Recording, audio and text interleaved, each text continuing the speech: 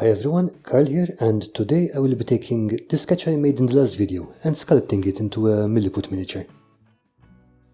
In case you missed the previous video, this is part of a sculpting challenge I got into with some other YouTubers, and the brief was to make a shape-changing creature that kidnaps people. All very Halloweeny, and I will be linking the videos the others make in the description below as they upload them. Okay, here are the tools I will be using. I don't have any particularly fancy sculpting tools, and in this video you will see me using this one for most of the work. The useful bits are the large flat surface, which I use for spreading, and a pretty thick blade, which I use for shaping. I used to use a knife for stuff like hair, and it always looked kind of weird, and that's mostly because I was using too thin of an edge to shape it. A wider blade leaves a much more natural impression. I also use these a little, mostly for smoothing. Just grab whatever has the most convenient shape for whatever you happen to be working on. If you're wondering where I got these from, my father carved them out of bamboo skewers, but you can get plastic versions of these in pretty much any clay sculpting set. I also like to use this sewing needle in a few places, but less than you might think. It's mostly to work on tiny details or places where you can't really get any other tool in. I was watching one of Tom Mason's sculpting videos, and he mentioned that you should use the largest tool possible as far as possible, and I totally agree. It's not just a question of covering more area faster, but it also keeps you moving. If you're using a smaller tool, you can get trapped into fixating on smaller details. There's a time and place for that, but that should not be the majority of the time. Last but not least, my craft knife. I use this for a bunch of things, including scraping and shaping, but it's also handy for cutting down portions of putty. The amounts you can pinch off with your fingers tend to be pretty large, so a knife is handy to cut them down to a more manageable size. Time to get cracking. I started off with an armature, which I already covered in a previous video, so we're not going to waste a lot of time on that here. This time around I set myself a time and plan, so I'd say today I'm going to put in 1 hour and finish the hair or whatever. I find that kind of focus helps me work a lot faster, again since I don't end up tweaking this or that. One thing I kept in mind was to add only tiny pieces of putty at a time. This can be tricky as a piece may look tiny in your hands, but suddenly it looks like a boulder when you put it on the Mini. This is especially important with miniatures like this one, which I wanted to be kind of small and not physically threatening. I also kept reminding myself not to make the muscles too defined, especially on the arms. Most of the early work is literally a case of adding a tiny piece and spread it in.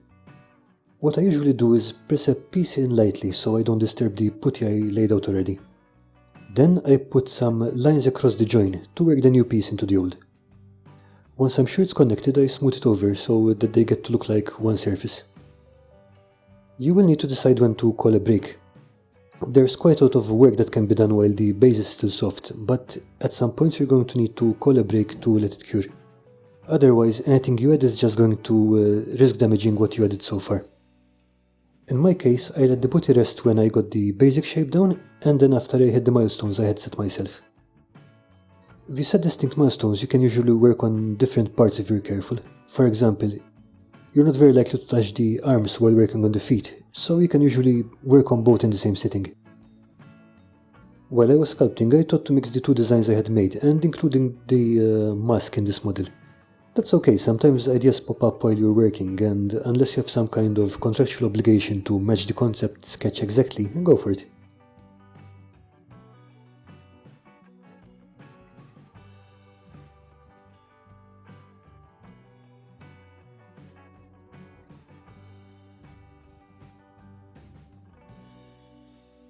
Sometimes you will need a body part to reference off. For example, I need the shoulder and the top of the left arm to continue the top of the dress. Instead of building the whole arm first, I just built an ab which I could reference off. This also meant that by the time I started working on the rest of the arm, this had hardened and I could use it to build off. I made the hair using two different systems. On the front, I added a couple of strands of putty and blended them in.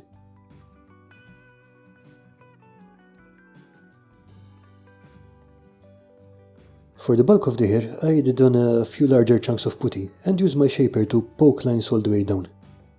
I just made sure to make nice flowing lines.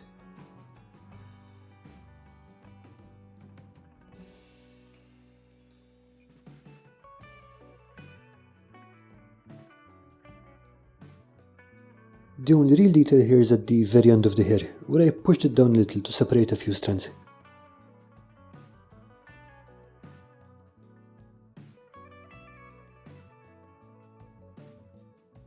I made the hat in parts. First, I added a lump of putty to the little bit of armature sticking out. This is one of the times that the shape of the wire is really important. If this was just a single strand, the putty would spin around and the wire as you work it, which is really annoying. Since we have two strands here, it gives a kind of rectangular cross-section, which stops the putty from spinning. With the top shaped, I started to add strips of putty around the bottom of the hat and blending them in. Here I was careful so that the bottom was flat and the top was angled, so it created a nice droopy shape as it expanded. I did a few layers this way, and then left it to set when it became tricky, and I wanted a more solid base to work off.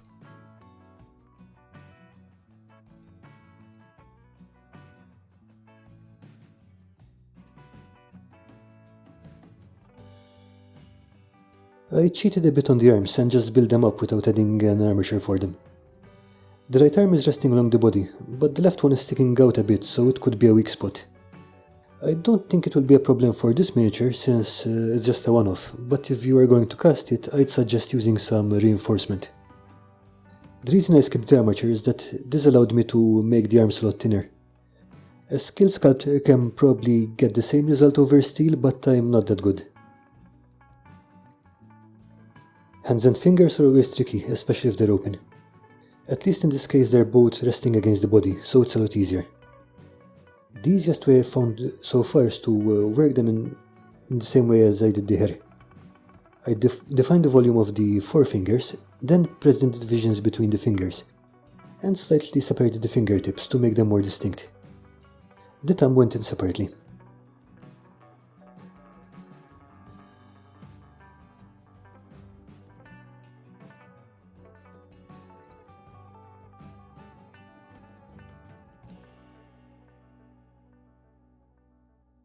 Once the sculpting was done, I could start splashing paint on top, but there's a few more things that I could do to improve the miniature. Since this is milliput, it can be scraped and sanded, so I took some time to smooth off any bumps and hard edges I missed out when I was sculpting.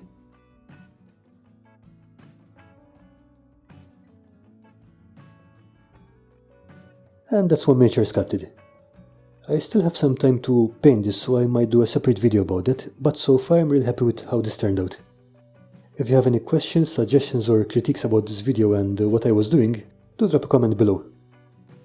Thank you for watching this video, I really hope you enjoyed it. See you around and have a great week.